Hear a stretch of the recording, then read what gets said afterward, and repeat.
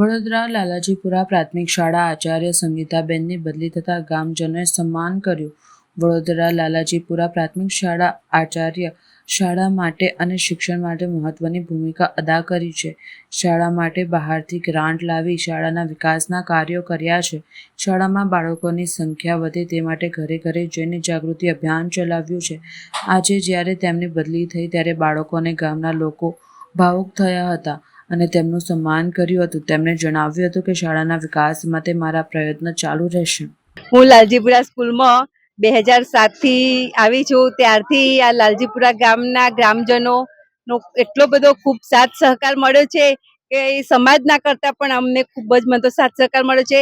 અને છેલ્લા 4 વર્ષથી જ્યારે હું આચાર્યમાં આવી છું ત્યારથી આ શાળાનો ખૂબ વિકાસ કર્યો છે. બહારની કંપનીઓમાં જઈ અને મેં દાન લઈ આવી અને બધું સરસ કામગીરી કરી. બાળકોની સંખ્યામાં પણ ખૂબ વધારો કર્યો. શિક્ષણમાં પણ મેરિટમાં આવે એવી રીતે છોકરાઓ પણ તૈયાર કર્યા.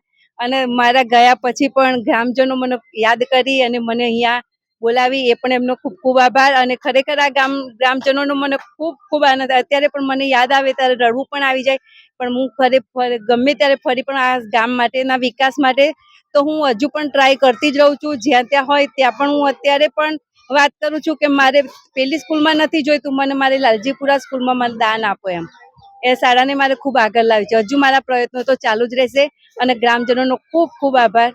આ વખત હું બધાનો ખૂબ ખૂબ આભાર માનું છું. બેન, આપણે રિટાયરમેન્ટ પછી તમે શું કરશો? રિટાયરમેન્ટ પછી મારી ઈચ્છા એવી છે કે આ સ્કૂલમાં હું સેવા કરવા આવીશ, એવી મારી ઈચ્છા છે. ભગવાન તે સમયે જે કરે. બાકી મારી ઈચ્છા તો આ વર્ષો પહેલા હતી કે હું રિટાયર થયા પછી આ અમુક મારા બાળકોને થોડી સેવા કરવા આવીશ.